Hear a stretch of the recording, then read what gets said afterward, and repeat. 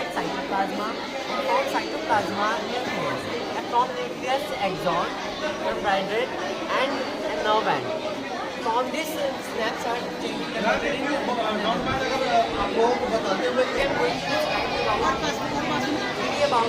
this our nerve. This is our neuron. Neuron cell is the smallest unit in our nervous system. First, we understand. To generate mechanical energy, typically tasks like grinding grains and pumping water. area?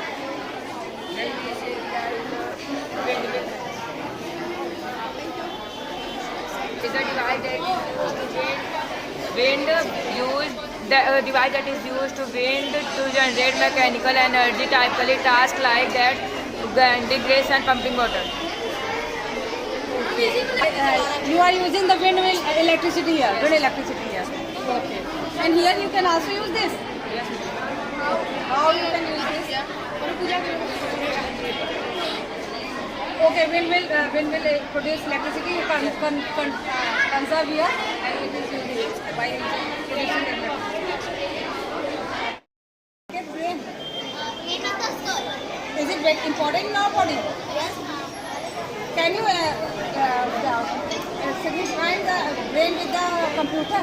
Which part of the computer is the CPU? CPU. Why? Okay, our body. Okay. These are memory of our body. How many chambers are there in our brain? Which one is the biggest? Cerebellum. Why it is? What is the role of this brain?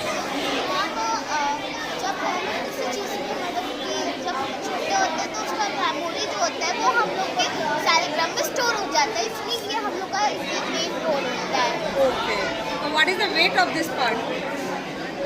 इस part का क्या weight है? 1.4 kg. और total brain का weight क्या है? 1.5. And what is the power? What is this?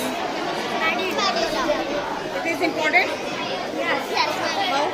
Because we connect the spinal cord to the brain. Okay. And in which action it helps us? Involuntary actions. Involuntary action. What is involuntary actions? Action which are not under the control. Like? Heartbeat, breathing, and vomiting. Ice breathing is also not in our control, na? Okay. And what is this yellow part? Cerebellum. What is the role of cerebellum? It has voluntary action. Voluntary action, very good. It means it helps in our voluntary action, it helps in our involuntary action.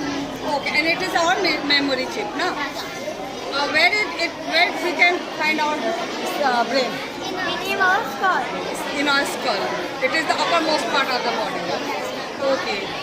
Say thank you, ma'am.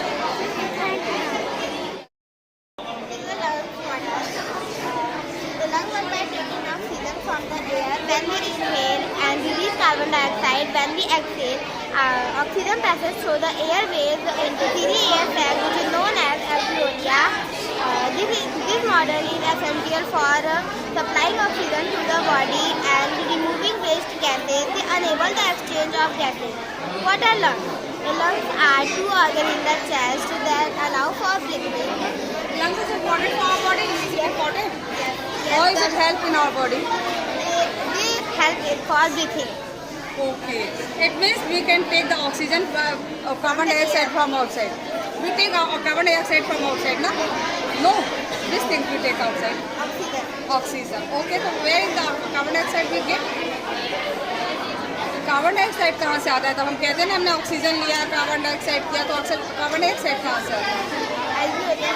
वो हमारे blood में ही रहता है ना, जो purify करके separate होकर through the without Excel करते हैं. Okay, very good. So how many chamber lungs भी है? अगर एक फेल हो जाए काम करेगा इंसान का वर्क होगा? लंग्स किस में और हेल्प करता है? ब्रीथिंग के लिए और हमें वो उसके ब्रीदिंग के लिए और ब्लड प्यूरिफिकेशन में भी. ब्लड प्यूरिफिकेशन में भी लंग्स हमारा क्या करता है? एयर देता है. एयर जब होता है तो ब्लड क्या होती है? साइकिल्स होती है. Okay okay, very good. Okay, eyes. So can you explain me the part of the eyes? Yes.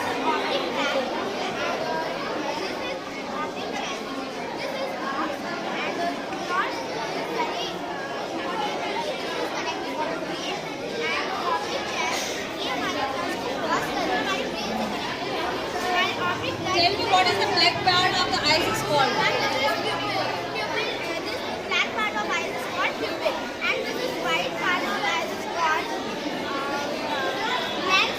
Lens is made up of water, and all nerves is connected. And this black part is known as Cardio retina. retina. Okay. So this retina help us to see the things, no? Okay. And what is this? And this is brain. You know about the brain? Yes, ma'am. Brain. All nerves is connected with brain, and brain is all nerves is sent to message of brain. Okay. And you know brain is the main part of the body. Yes, ma'am. If we got the brain fail, what will happen? Ma'am अगर हमारा brain fail हो जाएगा क्या होगा? Ma'am हम कुछ सोच नहीं सकते और हम शायद उसमें कुछ समझ नहीं सकते. Thank you. Very good, very good.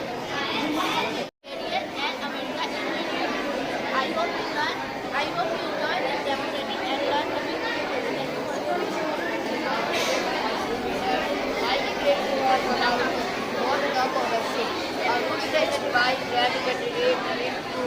up into spirit. Electric heater can contribute to carbon emission. Thank you. This is model of eyes, and eyes is very important for human body because उसके बिना हम देख नहीं सकते और हमें अपने eyes की केयर करनी चाहिए. इसके लिए you will eat lot of green vegetable because they are stay your eyes healthy and sit straight while reading. Don't feed vehicles, moving vehicles, and wash your eyes with clean water. This is optic tract, this is optic chest, and this is nerve. All this eyes nerves.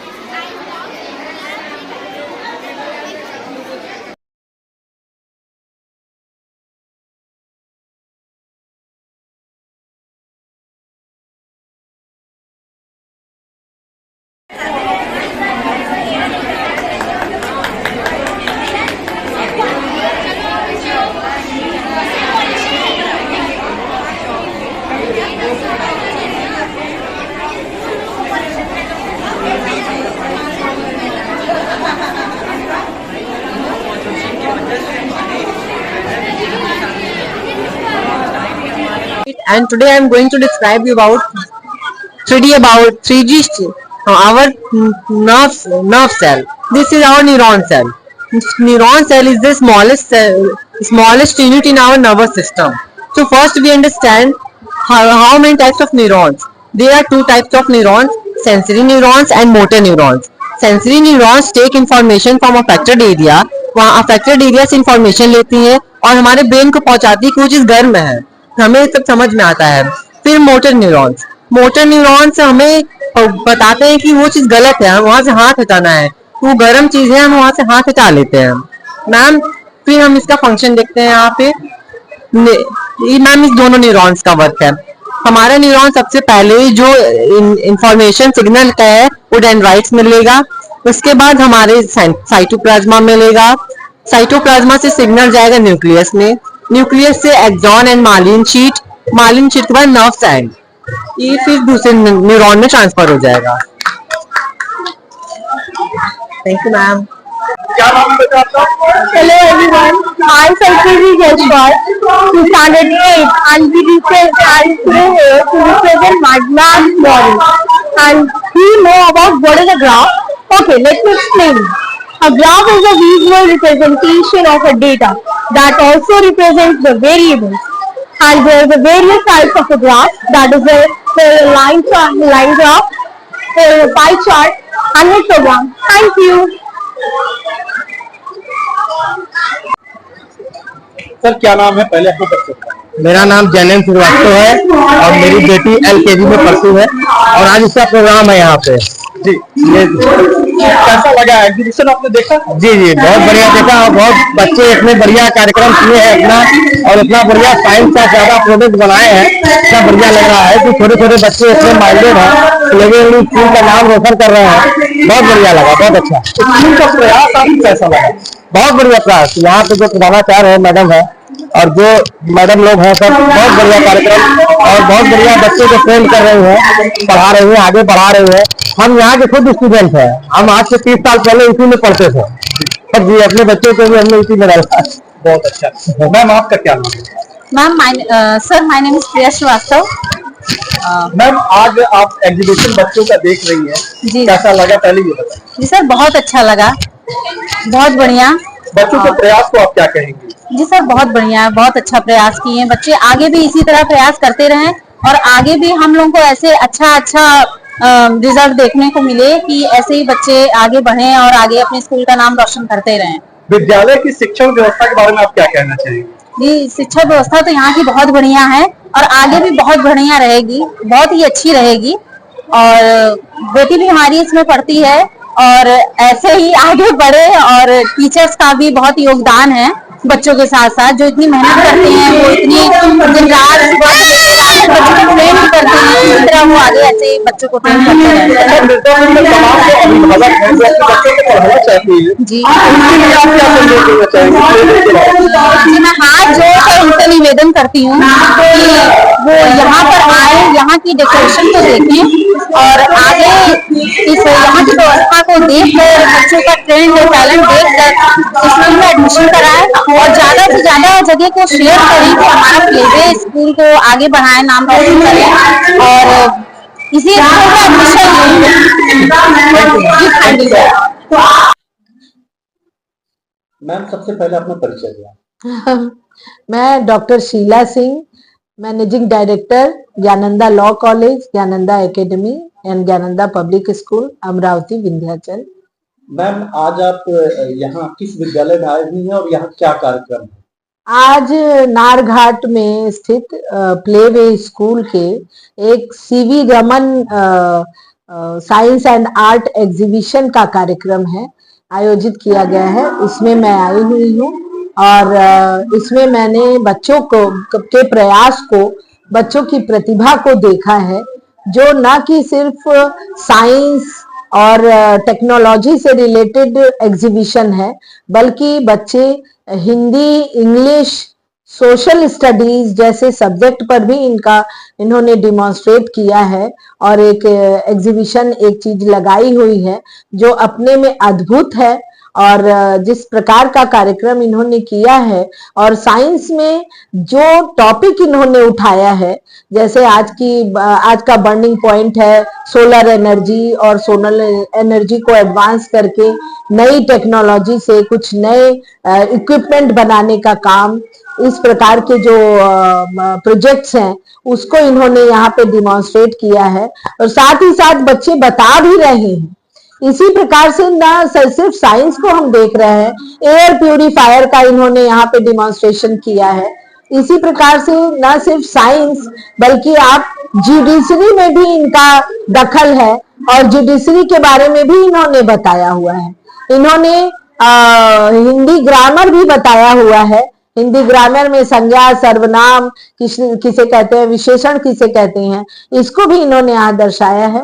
बहुत ही अच्छा प्रयास और प्रयत्न है, जो कि ऐसा निश्चित रूप से ये है कि शिक्षक इनके जो हैं उन्होंने बहुत ही अच्छा ट्रेंड किया है, और शिक्षक के पीछे जो व्यक्ति खड़ा है वो है मैडम जयश्री जैन, और जिनकी पर्सनैलिटी यहाँ पे देखने को मिल रही है। निश्चित ही रूप से बहुत अच्छा कार्यक्रम है, और मिर्जापुर में बच्चे जो यहाँ पे सीख रहे हैं, जो इन्होंने बनाया है वो इनके लिए एकदम अमर हो गया, और वो चीज ये कभी भूल नहीं सकते, ये तो निश्चित है।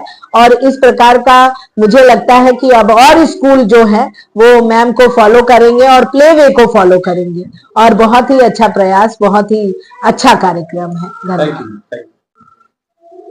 जी मैम सबसे पहले मैं Mrs Jayshree Jain, director of playway school, बुल्ली का अड्डा, मिर्जापुर। मैम आज आपके विद्यालय में ये किस तरह का कार्यक्रम आयोजित किया गया है? आज हमारे विद्यालय में CV Raman science and art exhibition edition 2 यहाँ पे लगाया गया है, जिसमें स्कूल के 50% बच्चों ने पार्टिसिपेट किया है।